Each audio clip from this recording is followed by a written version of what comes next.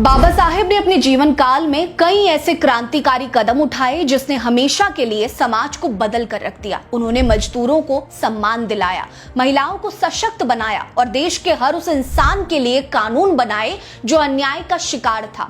बाबा साहेब के कार्यों को जानने और समझने वाले उनसे नफरत कर ही नहीं सकते। उन्होंने अंग्रेजों के शासनकाल में ही भारत में काम करने वाले मजदूरों और महिलाओं के अधिकारों के लिए कई बड़े कदम उठाए थे जो आज भी जस के तस चल रहे हैं। नमस्कार, मेरा नाम है रीटा। आज की वीडियो में हम जानेंगे कि कैसे बाबा साहेब के फैसलों ने हमेशा के लिए मजदूरों और महिलाओं की जिंदगी बदल कर रख दी थी। बाबा साहेब ने खोती प्रथा को बहुत करीब से देखा था, जिसे आम शब्दों में बेगारी प्रथा भी कहा जाता था। उन्होंने देखा कि किस तरह से जमींदार चंद पैसे देकर गरीब मजदूरों से अपने मनमाने काम करवाते थे। इन गरीब मजदूरों में ज्यादातर लोग पिछड़े समाज से ही थे। उनका उत्पीड़न होता देखकर बाबा साहेब ने सभी मजदूरों और श्रमिकों को जमा करना शुरू कर दिया और खोती प्रथा को फॉलो ना करने के लिए मजदूरों को मजबूत बनाने की कोशिश शुरू कर दी।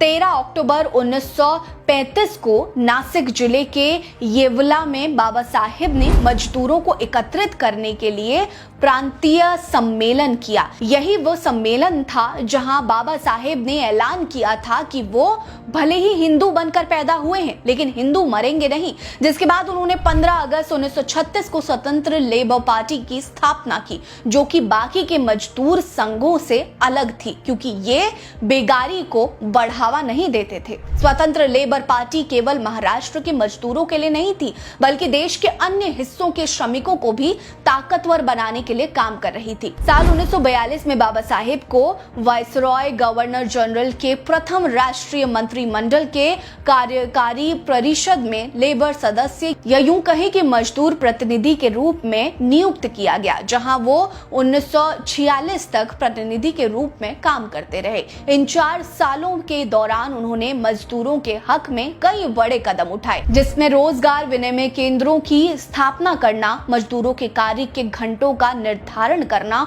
और उसे 8-8 घंटों में निर्धारित करना आदि शामिल था। उससे पहले मजदूर 14-14 घंटे काम किया करते थे। आज के समय में काम के 8-8 घंटे की जो शिफ्ट होती है, ये भी बाबा साहेब की ही देन है। उन्होंने मजदूरों के वेतनमान का निर्धारण, समय पर वेतन देने के लिए कानून बनाए, औद्योगिक श्रमिकों को उनकी योग्यता के अनुसार वेतन के साथ साथ हफ्ते में 1 दिन की छुट्टी, श्रमिकों को स्वास्थ्य सेवाएं देने, ट्रेड यूनियन को मान्यता देने और श्रमिकों को अपने अधिकारों के लिए हड़ताल करने के लिए अधिकार भी दिए थे। इतना ही नहीं, आजादी के बाद बाबा साहेब ने संविधान निर्माण में भी मजदूरों के कल्याण के लिए कई कानून बनाए, जिसमें पेड लीव और समय समय पर वेतन में संशोधन करने का नियम भी बनाया गया। ध्यान देने वाली बात तो यह है कि बाबा साहेब न केवल मजदूरों के लिए ही बल्कि महिलाओं के अधिकारों के लिए भी संघर्ष किया। उन्होंने आजादी के बाद हिंदू कोड बिल लाने की कोशिश की, लेकिन नेहरू सरकार ने उनका समर्थन नहीं किया, जिसके बाद उन्होंने कानून मंत्री के पद से इस्तीफा दे दिया। बाबा साहेब के हिंदू कोड बिल में महिलाओं को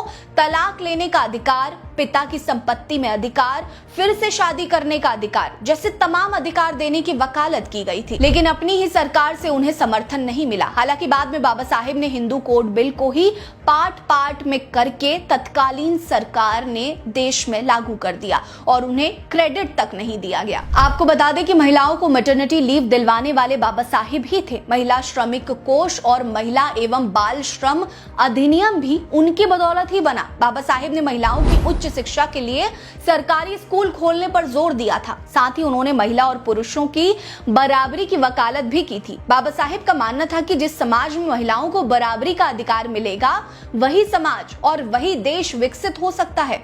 ऐसे में ये कहा जा सकता है कि मजदूर हो या महिला, बाबा साहेब की दूरदृष्टि ने सबके कल्याण के लिए काम किया। वो सदैव मानव कल्याण के लिए ही जिए और उनके लिए अपना पूरा जीवन समर्पित कर दिया। आप बाबा साहेब के योगदानों के बारे में क्या जानते हैं, कमेंट सेक्शन में जरूर बताइएगा और इन सब के बारे में आपको पता था या नहीं, ये भी बताइएगा। वीडियो लाइक करिए, चैनल सब्सक्राइब करिए, हमारे साथ बने रहिए। नमस्कार।